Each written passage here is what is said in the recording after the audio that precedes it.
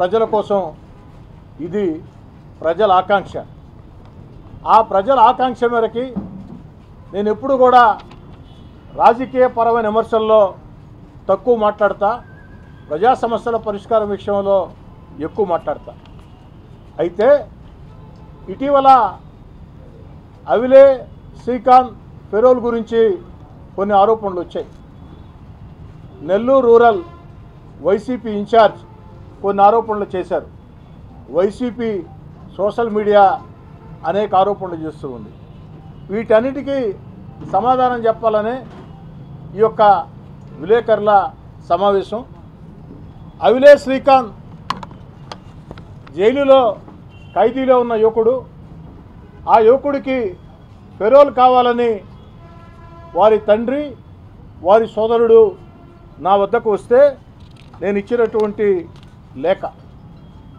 ఆ లేఖ ఇచ్చిన తర్వాత మేము ఇచ్చిన లేఖని తిరస్కరిస్తూ నేను, గూడూరు శాసనసభ్యులు పాషం సునీల్ కుమార్ గారు, ఎందుకంటే ఈ కుటుంబం గతంలో నెల్లూరు రూరల్లో ఉండింది, ఇప్పుడు గూడూరులో ఉంది, అందుకని గూడూరు ఎమ్మెల్యే పాషం సునీల్ కుమార్ గారు నేను సిఫారసు లేఖ ఇవ్వటం జరిగింది. సర్వసాధారణంగా శాసనసభ్యుల వద్దకి ఏదైనా పని మీద వస్తే రకరకాల సమస్యల విషయంలో లేఖలు ఇస్తాం. దాన్ని అధికారులు పరిశీలించి నియమాలు నిబంధనలు సహకరిస్తే ఆ యొక్క పని చేసి పెడతారు. ఒకవేళ కాకపోతే ఏ కారణంతో కాదో మాకు తెలియజేస్తారు. ఇదే సర్వసాధారణం. భారతదేశంలో కొన్ని వేల మంది ఎమ్మెల్యేలు కొన్ని వేల మందికి ఫెరోల్ లేఖలు ఇచ్చి ఉంటారు. కొన్నిసార్లు పనులు జరుగుతాయి, కొన్నిసార్లు పనులు జరగవు. నేను గూడూరు ఎమ్మెల్యే సునీల్ కుమార్ గారు లేఖలు ఇస్తే జూలై 16వ తారీఖున, ఈ సంవత్సరం జూలై 16వ తారీఖున ఇద్దరు ఎమ్మెల్యేల లేఖని తిరస్కరిస్తూ అవిలే శ్రీకాంత్కి నియమాల ప్రకారం ఫెరోల్ ఇవ్వలేము, కాబట్టి మీరు ఇచ్చిన లేఖని తిరస్కరిస్తున్నారని చెప్పని ఈ సంవత్సరం జూలై 16వ తారీఖున అధికారులు నాకు, అటు గూడూరు శాసనసభ్యులు మిత్రుడు పాషం సునీల్ కుమార్ గారికి రాతపూర్వకంగా ఇచ్చిన సమాధానం.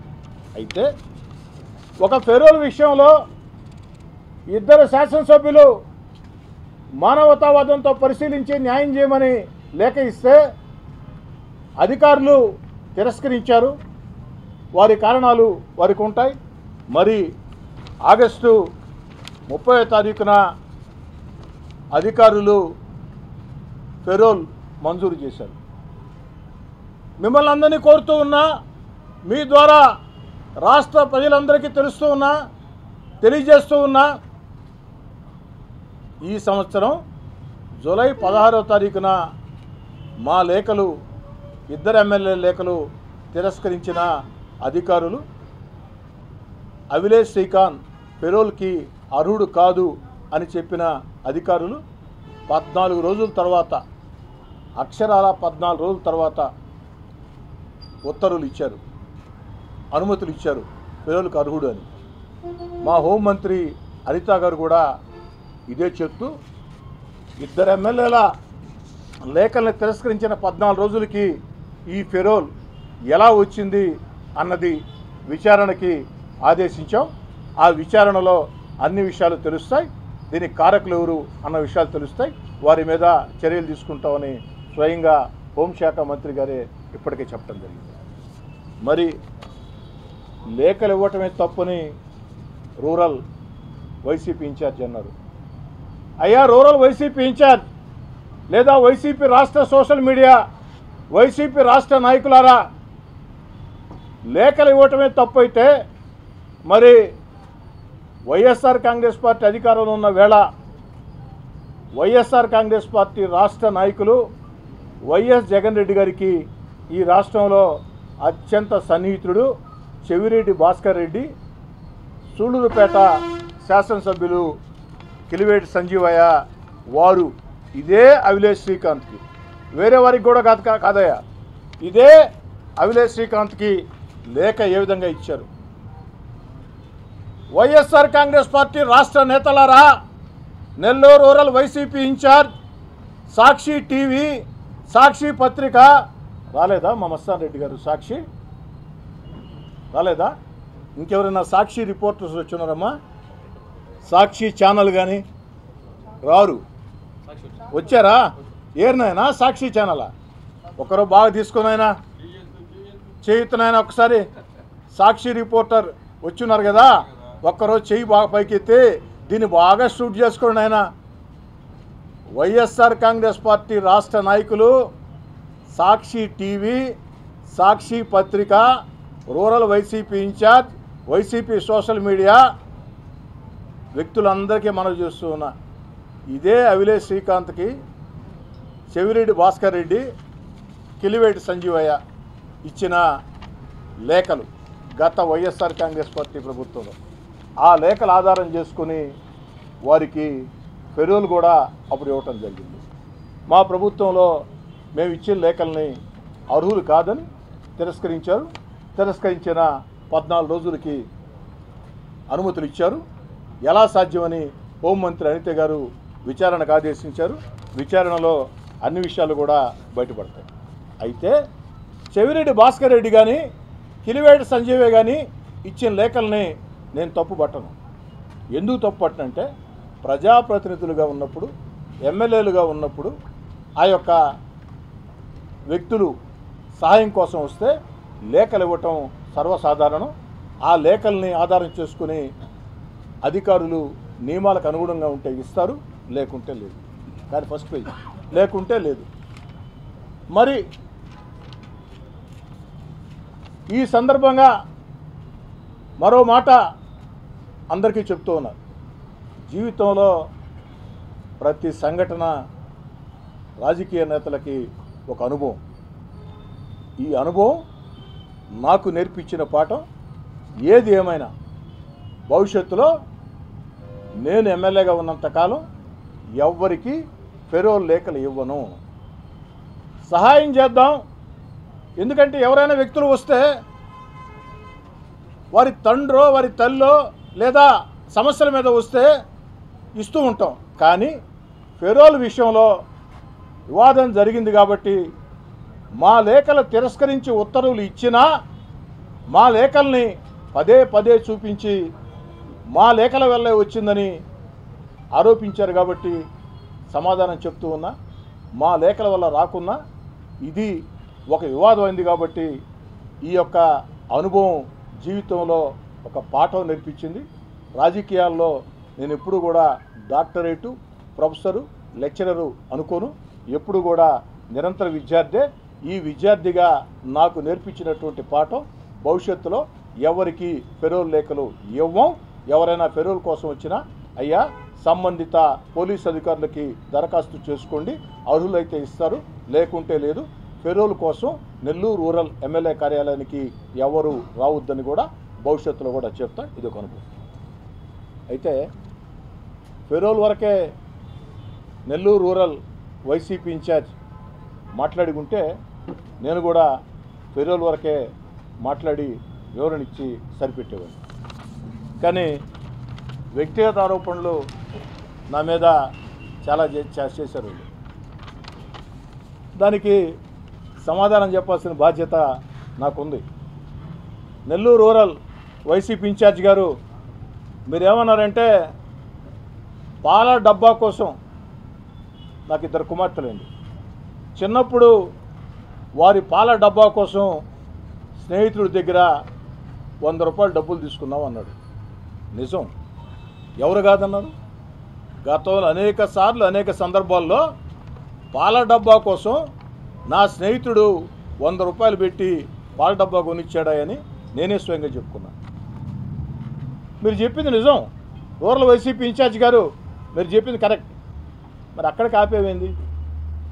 నా స్కూటర్లో చాలాసార్లు పెట్రోల్ లేకుంటే అనేక మంది స్నేహితులు నా స్కూటర్కి పెట్రోల్ పట్టించేవాళ్ళు. మీడియా మిత్రులు చెప్తూ ఉన్నా, నాకు ఒక సెకండ్ హ్యాండ్ పాత స్కూటర్ ఉండేది సార్. ఆ స్కూటరు నాకెంతో ఇష్టం. ఈరోజు కూడా నా దగ్గరే ఉంది ఆ స్కూటర్. ఆ స్కూటర్లో నేను పోతుంటే దారిని పోయే వాళ్ళందరూ నా సైడ్ చూడాల్సిందే. ఎందుకంటే పాత స్కూటరు సౌండ్ ఎక్కువ వచ్చేది. అప్పుడప్పుడు సైలెన్సర్ ప్రాబ్లం వస్తే 1990లో ఆ రోజుకు నేను కాంగ్రెస్ పార్టీ నాయకుడిని, జేకే రెడ్డి గారు ఎమ్మెల్యేకి సన్నిహితుడిని. అయినా సైలెన్సర్ రిపేర్ చేయించాలంటే 450 ఖర్చు అయితే, ఓ 10 రోజులు ఆలస్యం జరిగితే సైలెన్సర్ లేకుండా రోడ్లో స్కూటర్ పోతూ ఉంటే అందరూ మన సైడ్ చూడక తప్పదు కదా సార్. అదొక అనుభవం. ఎవరు కాదన్నారు వైసీపీ ఇన్ఛార్జి గారు. నాదేమైనా మైసూర్ మహారాజా కుటుంబం, గ్వాలియర్ మహారాజా కుటుంబం ఎప్పుడైనా చెప్పానా? నేను ఎప్పుడు చెప్పలేదే. నా తండ్రి ఎమ్మెల్యే కాదు, నా తాత మంత్రి కాదు, 100 కోట్లు 1000 కోట్ల ఆస్తులు ఉండే కుటుంబం కాదు, కష్టాలు నష్టాలు కన్నీళ్లు ఉండే ఓ సామాన్య మధ్యతరగతి రైతు కుటుంబం. నేనే అనేక సార్లు చెప్పా, దాంట్లో దాపరికం లేదు. ఇంకోటి కూడా, స్కూటర్ పెట్రోలే కాదు, పార్టీ కార్యక్రమాలకి హైదరాబాద్ వెళితే లాడ్జీలో ఉండాలంటే 90లో 150, 175, 200. మడత మంచంలో ఉంటే 10 రూపాయలు. మడత మంచాల లాడ్జీలో నేను నెల కాలాల పాటు ఉండా. మడత మంచాల లాడ్జీలో. ఎందుకు మడత మంచాల లాడ్జీ అంటే మధు 10 రూపాయలే దానికి. హోటల్లో ఉండాలంటే 150, 175, 200 కాబట్టి మడత మంచాల లాడ్జీ అయితే 10 రూపాయలు. ఇది కూడా చెప్పున్నానే, మర్చిపోయా వైసీపీ ఇన్ఛార్జి గారు. మరి మడత మంచాల లాడ్జీలో ఉన్నాం, స్కూటర్ పెట్రోల్ లేక స్నేహితుల సహకారం తీసుకున్నాం, పాల డబ్బా కోసం స్నేహితుల సహకారం తీసుకున్నాం. అంటే ఎప్పటికి అలానే ఉండిపోవాలనా? ఎప్పటికి అలానే ఉండిపోవాలనా? జీవితంలో 2014లో నేను ఎమ్మెల్యేనైతే 2000 సంవత్సరం నాటికే, అంటే 14 ఏళ్ల ముందే నాకు రియల్ ఎస్టేట్ వ్యాపారం ఉంది. స్నేహితులతో కలిసి కాంట్రాక్ట్లు ఉన్నాయి, స్నేహితులతో కలిసి. ఆ రోజే నాకు 2000 సంవత్సరంలోనే కారు ఉంది. 2003లో నా ఇంటికి 2 కార్లు వచ్చాయి. 2009లో సొంత ఫ్లాట్ వచ్చింది. ఇవన్నీ ఎమ్మెల్యే కాకముందే. మరి ఎమ్మెల్యే కాకముందు 14 సంవత్సరాల ముందు రియల్ ఎస్టేట్ వ్యాపారం ఉంది, చిన్న చిన్న కాంట్రాక్ట్లు ఉన్నాయి. ఇప్పటికీ అవి కొనసాగిస్తున్నాం. ఇప్పుడు ఆర్థికంగా స్థితిమంతులం కాబట్టి కొంచెం పెద్ద రియల్ ఎస్టేటు, పెద్ద కాంట్రాక్టులు స్నేహితులతో కలిసి చేస్తున్నాం. తప్ప అయ్యా రూరల్ వైసీపీ ఇన్ఛార్జ్ తప్ప? రాజకీయ దందాలు చేస్తే తప్పు, ఆర్థిక దందాలు చేస్తే తప్పు, వ్యాపారాలు చేస్తే తప్పు కదయ్యా. నేను ఆర్థిక దందాలు చేసి ఉంటే, రాజకీయ దందాలకు పాల్పడి ఉంటే 2023లోనే, అంటే వైఎస్ఆర్ కాంగ్రెస్ పార్టీ అధికారంలో ఉన్న వేళ 18 నెలల ముందే సాక్షాత్తు ముఖ్యమంత్రి గారితో విభేదించి, ఆనాటి ముఖ్యమంత్రి జగన్ రెడ్డి గారితో విభేదించి, జగన్ రెడ్డి గారిని ధిక్కరించి 18 నెలలు వీధుల్లోకి వచ్చి పోరాటాలు చేశా. మరి రాజకీయ దందాలు చేసి ఉంటే, ఆర్థిక దందాలు చేసి ఉంటే, మీ ముఖ్యమంత్రి జగన్మోహన్ రెడ్డి, ఆనాటి ముఖ్యమంత్రి జగన్మోహన్ రెడ్డి గారికి వ్యతిరేకంగా వీధుల్లోకి వచ్చి పోరాటం చేస్తుంటే ఎందుకు నా మీద చర్యలు తీసుకోలేదు? ఆర్థిక దందాలకి పాల్పడలేదు కాబట్టి, రాజకీయ దందాలు చేయలేదు కాబట్టి, మీరు భూతద్దం వేసుకొని ఎతికినా ఎక్కడా కనపడలేదు కాబట్టి, ఒక ముఖ్యమంత్రితో విభేదించిన తర్వాత మీడియా మిత్రులను అడుగుతూ ఉన్నా, మీడియా ద్వారా ప్రజలను అడుగుతూ ఉన్నా, నేను రాజకీయ దందాలు చేసి ఉంటే సాక్షాత్తు ఆనాటి ముఖ్యమంత్రి జగన్మోహన్ రెడ్డి గారిని ధిక్కరించి విభేదించి వీధుల్లోకి వచ్చి 18 నెలలు పోరాటం చేసిన రోజు నా మీద చర్యలు తీసుకుంటారా లేదా మీరే ఆలోచించండి. అంటే ఏమీ చేయలేదు కాబట్టే తీసుకోండి. అయ్యా రూరల్ వైసీపీ ఇన్ఛార్జ్, మాట్లాడటం చేత కాదు, నాకు కూడా నోరు కాస్త పెద్దదే, భగవంతుడు పెద్ద నోరే ఇచ్చాడు. ఘోరంగా నేను మాట్లాడగలుగుతా, కానీ ప్రజలు హర్షించాలని మాట్లాడటం లేదు. కానీ నిజంగా మాట్లాడాల్సి వస్తే నేను మాట్లాడతాను, మా షాబీర్ ఖాన్ మాట్లాడతాడో, మా మదన్ కుమార్ రెడ్డి మాట్లాడతాడో, మా శంసుద్దీన్ మాట్లాడతాడో, లేక మా కరణం హజరత్ నాయుడు మాట్లాడతాడో, మా చక్కసాయి సునీల్ మాట్లాడతాడో, మా తమ్ముడు కోటంరెడ్డి గిరి మాట్లాడతాడో, ఎవరో ఒకరు మాట్లాడేస్తాం రోజు. మరి బరి తెగిస్తే మీరు ఏం మాట్లాడతామంటే 2004 నుంచి 2014 దాకా కాంగ్రెస్ పార్టీ అధికారంలో ఉన్న వేళ పేరుకు వివేకానంద రెడ్డి గారు ఎమ్మెల్యేనైనా ఇప్పుడు రూరల్ వైసీపీ ఇన్ఛార్జ్, ఆనాడు అధికార పార్టీ ఇన్ఛార్జిగా ఉన్నారు కదా అయ్యా. రూరల్ వైసీపీ ఇన్ఛార్జ్ 2004-2014 మధ్యలో ఆ 10 ఏళ్ళు అధికార పార్టీ ఇన్ఛార్జిగా మీరున్న వేళ ములుమూడి, దొంతాలి, కనుపర్తిపాడు హత్యల గురించి మాట్లాడదాం, ఇసుక స్మగ్లింగ్ గురించి మాట్లాడదాం, గ్రావెల్ స్మగ్లింగ్ గురించి మాట్లాడదాం, రియల్ ఎస్టేట్ దందాల గురించి మాట్లాడతాం. మీరు మాట్లాడండి. ఎక్కడైనా నా గురించి మాట్లాడాల్సి వస్తే మీరు మాట్లాడండి, సమాధానం చెప్తాం. నేను మాట్లాడటం ప్రారంభిస్తే ఇవన్నీ కూడా మాట్లాడతాం. ఆఖరికి అయ్యా రూరల్ వైసీపీ ఇన్ఛార్జ్, నీకు నాకు మధ్య ఒక సంభాషణ జరిగింది, సభ్యత కాదు కాబట్టి ఆ సంభాషణ బయట పెట్టడం. ఏమిటా సంభాషణ అంటే 2 కోట్ల డబ్బు. ఏమిటా సంభాషణ అంటే 2 కోట్ల డబ్బు. ఆ 2 కోట్ల డబ్బు గురించి కూడా మాట్లాడదాం.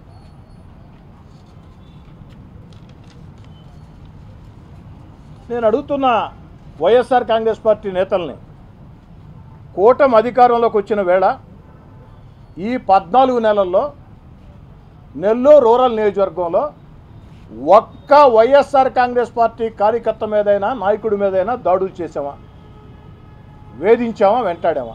ఒక్క సంఘటన. తెలుగుదేశం పార్టీ కూటమి అధికారంలోకి వచ్చి 14 నెలలైంది. ఈ 14 నెలల్లో నెల్లూరు రూరల్ నియోజకవర్గంలో ఒక్క వైఎస్ఆర్ కాంగ్రెస్ పార్టీ కార్యకర్త మీద నాయకుడి మీదనైనా దాడులు చేశామా, వేధించామా, వెంటాడామా? ఒక్క సంఘటన చెప్పమని అడుగుతూ ఉన్నా.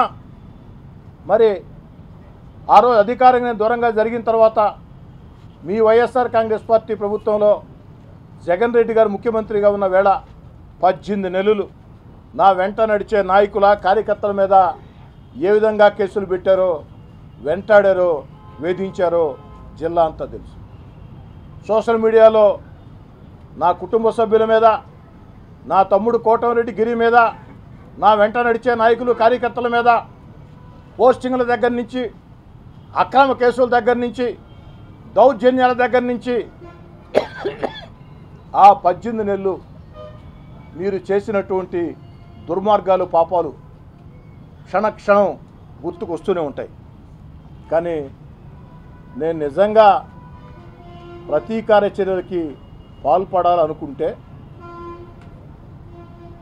వైఎస్ఆర్ కాంగ్రెస్ పార్టీలో అధికారానికి దూరంగా జరిగిన తర్వాత 18 నెలల కాలంలో నన్ను, నా కుటుంబ సభ్యుల్ని, నా తమ్ముడు కోటంరెడ్డి గిరిధర్ రెడ్డిని, నా వెంట నడిచే నాయకుల్ని, కార్యకర్తల్ని వేధించిన, వెంటాడిన, దౌర్జన్యం చేసిన వ్యక్తుల మీద ప్రతీకార చర్యలకి నేను పాల్పడాలనుకుంటే ఈ 14 నెలలు నెల్లూరు రూరల్లో వైఎస్ఆర్ కాంగ్రెస్ పార్టీ నాయకులకి చుక్కలు చూపించి ఉండేవాడిని. నెల్లూరు రూరల్లో ఉండే వైఎస్ఆర్ కాంగ్రెస్ పార్టీ నాయకులు అందరి గురించి నేను మాట్లాడను. ఆ 18 నెలలు మా మీద, మా వాళ్ళ మీద దౌర్జన్యాలు చేసిన, అక్రమ కేసులు పెట్టిన, సోషల్ మీడియా దుర్మార్గ పోస్టింగ్లు పెట్టిన వైఎస్ఆర్ కాంగ్రెస్ పార్టీ ఆ నాయకులకి చుక్కలు చూపించి నరకం ఎట్టుంటుందో, వెంటాడితే, వేటాడితే ఎట్టుంటుందో నరకం ఎట్టుంటుందో, వెంటాడితే వేధిస్తే ఎట్టుంటుందో చూపించుండేవాడిని. కానీ ఎక్కడా చేయలే. ఎందుకు చేయలేదంటే, వైసీపీ నాయకులారా పండగ చేసుకోండి, చంద్రబాబు నాయుడు గారు మా చేతులు కట్టేశారు, చంద్రబాబు నాయుడు గారు మా చేతులు కట్టేశారు, లోకేష్ బాబు గారు అంగీకరించరు. చంద్రబాబు నాయుడు గారు మా చేతులు కట్టి బట్టి, చంద్రబాబు నాయుడు గారు మా చేతులు కట్టి బట్టి లోకేష్ బాబు గారు అంగీకరించరు కాబట్టి, ప్రతీకార చర్యలకి పాల్పడితే సహించరు కాబట్టి, ఎమ్మెల్యేలైనా ఎంపీలైనా మంత్రులైనా చంద్రబాబు నాయుడు గారి దగ్గర గీత దాటకూడదు. గీత దాటితే చంద్రబాబు నాయుడు గారు తాట తీస్తారు కాబట్టి, గీత దాటితే చంద్రబాబు నాయుడు గారు తాట తీస్తారు కాబట్టి ప్రతీకార చర్యలకి పాల్పడవద్దని స్పష్టంగా ఆదేశాలు ఇచ్చారు కాబట్టి, వారి ఆదేశాలని తూచా తప్పకుండా పాటిస్తూ చేతులు కట్టేసుకుని మా చేతులు కట్టేశారు కాబట్టి ఉన్నాం. లేదనుకుంటే ఆ 18 నెలలు వైఎస్ఆర్ కాంగ్రెస్ పార్టీకి దూరంగా జరిగిన వేళ, అధికారంలో మీరున్న వేళ, నన్ను, నా వెంట నడిచే నాయకుల్ని కార్యకర్తల్ని వేధించిన వారిని, వేధింపులు ఎలా ఉంటాయో, వెంటాడితే ఎలా ఉంటుందో, వేధిస్తే ఎలా ఉంటుందో, తరిమితే ఎలా ఉంటుందో చూపించినవాడిని. కానీ చంద్రబాబు నాయుడు గారు మా చేతులు కట్టేశారు. గీత దాడితే ఉపేక్షించరు. యథా రాజా తదా ప్రజ. మా నాయకుడు చంద్రబాబు నాయుడు గారు మాకు ఆదేశాలు ఇచ్చారు కాబట్టి, నాకే కాదు రాష్ట్రంలో ఉండే తెలుగుదేశం పార్టీ కూటమి వాళ్ళందరికీ, చంద్రబాబు నాయుడు గారైనా, పవన్ కళ్యాణ్ గారైనా, లోకేష్ గారైనా స్పష్టంగా చెప్పారు కాబట్టి, ఎక్కడా కూడా చట్టవిరుద్ధమైన పనులు, ప్రతీకార చర్యలకి మేము పాల్పడే అవకాశం లేదు. ఎందుకంటే మా నాయకుడు అంగీకరించారు కాబట్టి, నాయకుడు ఆలోచన ప్రకారం నడుచుకోవాలి కాబట్టి. ఇక ఆనాటి నా పేదరికాన్ని అవహేళన చేస్తూ మాట్లాడాడు రూరల్ వైసీపీ ఇన్ఛార్జ్. ఇందాకే చెప్పే సమాధానం అన్నిటికీ మళ్ళీ కూడా చెప్తున్నా. నా జీవితంలో నాకు సాయం చేసిన వ్యక్తులు ఎంతోమంది ఉన్నారు. నేను కష్టాల్లో ఉన్న వేళ నా కుటుంబం కూడా నడుపుకునేదానికి శక్తి లేని వేళ, నా బిడ్డల చదువులకు కూడా డబ్బులు కట్టలేని వేళ, జీవన ప్రయాణం కష్ట నష్టాల్లో ఉన్న వేళ, శాంతినికేతన్ స్కూల్ మోసెస్ గారి దగ్గర నుంచి గుంటూరు చెందిన నెల్లూరు వాస్తవ్యుడు అంబటి వేణుగోపాల్ రెడ్డి దాకా, బెంగళూరు చెందిన నెల్లూరు వాస్తవ్యుడు పల్లంపర్తి శ్యామకుమార్ రెడ్డి దగ్గర నుంచి, నెల్లూరు చెందిన బెంగళూరు వాస్తవ్యుడు కలువాయి బాలకృష్ణారెడ్డి దాకా ఎంతోమంది సాయం చేశారు. ఇలాంటి 100 మంది సాయం చేశారు. అందుకే నేను కార్యకర్తలను రాజకీయాల్లో ప్రేమిస్తా. కార్యకర్తల భుజం మీద చెయ్యేసి నవ్వితే సరిపోదు. ఓ రాజకీయ కార్యకర్త, రాజకీయ నాయకుడికైనా పార్టీకైనా అత్యంత ముఖ్యం ఆ రాజకీయ వ్యామోహం వెనుక, ఆ తెల్ల సొక్క వెనుక, ఆ రాజకీయంగా తిరిగే కార్యకర్తల ఇంట్లో ఉండే బాధలు, నష్టాలు, కష్టాలు, కన్నీళ్లు నా జీవితంలో అనుభవించాను కాబట్టి, కేవలం కార్యకర్తల్ని భుజం తట్టి శభాష్ అంటే కుదరదు.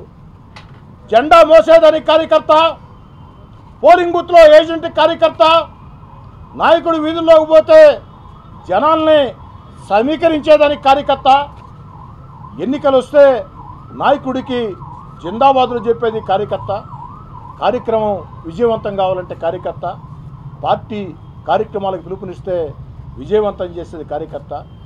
ఆ కార్యకర్త, రాజకీయ కార్యకర్తలందరూ బ్రహ్మాండంగా ఉంటారని ఒక అభిప్రాయం. అది అబద్ధం.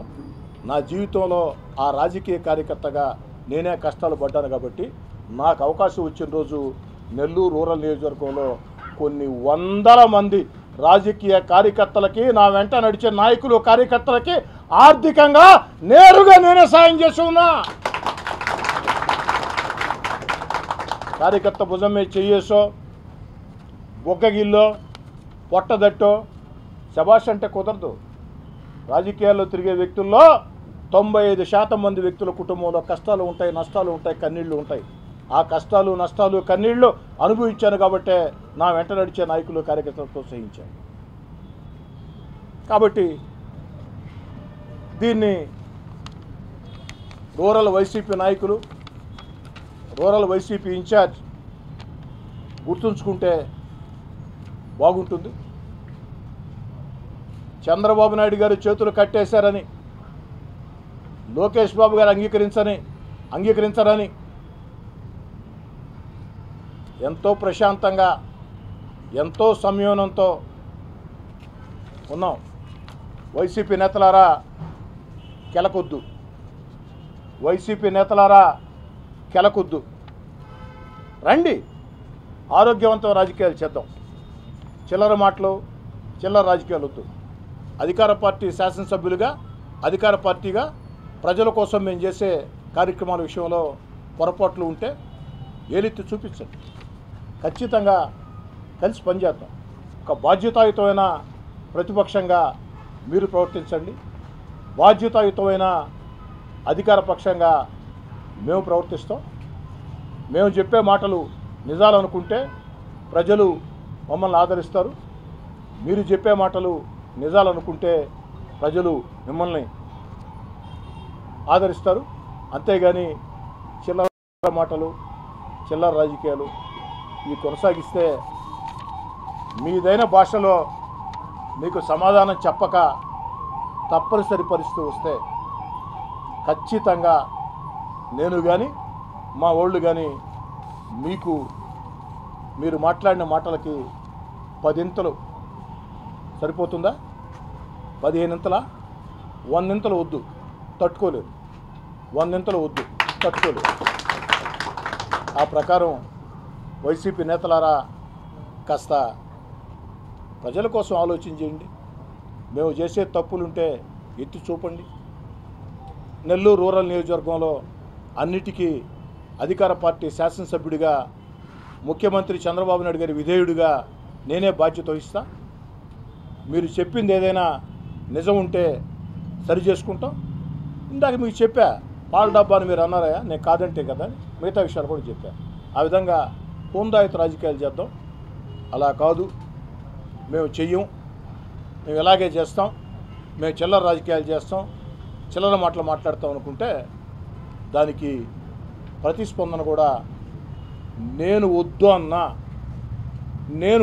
అన్నా చంద్రబాబు నాయుడు గారు ప్రతీకార చర్యలు వద్దు అన్నారు కాబట్టి, వేధింపులు వద్దు అన్నారు కాబట్టి, ఏదైనా చట్టబద్ధంగా జరగాలన్నారు కాబట్టి నేను వద్దు అనుకుంటున్నా. కానీ నెల్లూరు రూరల్లో మీరు బరి తెగిస్తే నేను వద్దు అన్న కొంతమంది నా వెంట నడిచే నాయకులు, కార్యకర్తలు అంగీకరించే పరిస్థితి కూడా రాకపోవచ్చు. దాన్ని కూడా కాస్త దృష్టిలో ఉంచుకోండి. చెప్పండి సార్.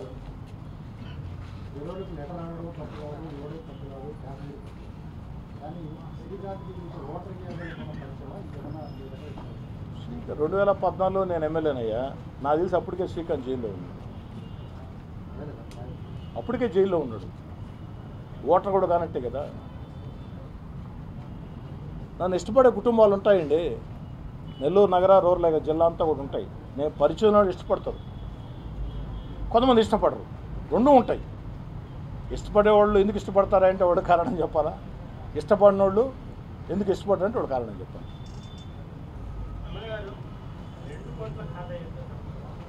సమయం వచ్చిన రోజు చెప్పాల్సిన రోజు చెప్పాల్సిన విధంగా, పద్ధతిగా, అందంగా, పొందికగా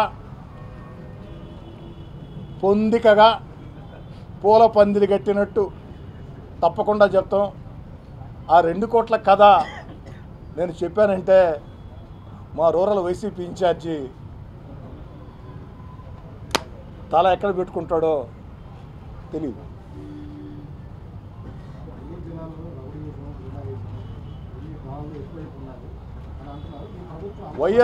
వైఎస్ఆర్ కాంగ్రెస్ పార్టీ ప్రభుత్వంతో పోల్చుకుంటే ఈ ప్రభుత్వంలో పోలీసులు చాలా కఠినంగా వ్యవహరిస్తూ ఉన్నారు, కఠిన చర్యలకు పాల్పడుతూ ఉన్నారు, రౌడీల్ని గూండాల్ని ఉక్కు పాదంతో అణిచివేస్తూ ఉన్నారు. ఒకటి అర్థం చేసుకోండి, మీరు ఫెరోల్ వచ్చింది, సత్ప్రవర్తన లేకుంటే ఫెరోల్ రద్దు చేస్తూ ఉన్నారు. ప్రవర్తన బాగాలేదు కాబట్టి 5 రోజుల్లో ఫెరోల్ కూడా రద్దయింది. ఆ ప్రభుత్వానికి ఈ ప్రభుత్వానికి ఉన్న తేడా. సార్ ఇంకా చెప్పండి సార్, మీరు ఎన్ని క్వశ్చన్లు అడిగినా నేను రెడీగా ఉండా. ఏ సురేష్ గారు, ఏ సార్ కొనార్క్ గారు, దానికి ఏం చేద్దాం సార్? పోలీస్కి సలహా చెప్పి పంపిద్దాం. ఇప్పుడు లేఖలు ఇస్తే వివాదం చేస్తుంటారు. అందుకే ఇలాంటి విషయాల్లో, వివాదాస్పద విషయాల్లో, ఫెరోల్ విషయం కావచ్చు, ఏదైనా ఇలాంటి ఇష్యూలు ఏదైనా ఉంటే సలహా చెప్పి పోలీస్ స్టేషన్కి పంపిద్దాం. మా సాక్షి ఎన్నైనా సాక్షి ఏనైనా కెమెరా పెట్టేసి దూరంగా ఉండవా? ఏమైనా నేను బైకట్ చేసావు, నువ్వు ఎట్టను చెప్పు. నువ్వా మీరేదో ప్రశ్నలు అడుగుతారు, పేపర్లో రాస్తుంటారు, ప్రశ్నలు అడతారని మా సాక్షి మస్తాన్ రెడ్డి గారిని ప్రత్యేకంగా ఆహ్వానించా. మస్తాన్ రెడ్డి గారు నా మీద బాధ అయింది. మురళి గారు, నాయనా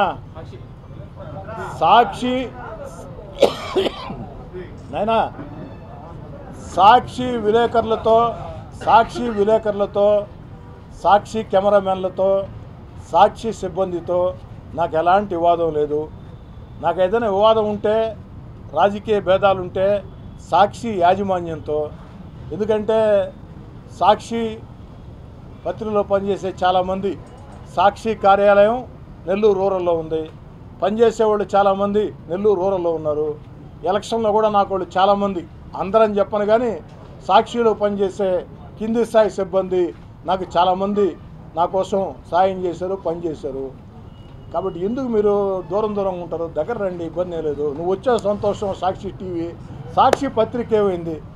ఏలే, మనం అడిగేది ఏంటంటే, మీరు వచ్చినప్పుడు సాక్షిలో రాసేయి, సాక్షిలు టీవీలో చూపించేయి, నేరుగా అడిగితే చాలా గౌరవప్రదంగా, చాలా పద్ధతిగా సమాధానం చెప్తాం కదమ్మా. ఇంకా సార్ రాజారావు గారు, ఏ సార్ రాజాబాయ్, ఏ మురళి, ఏ సార్ పెంచలే గారు, ఇంకేమన్నా సార్?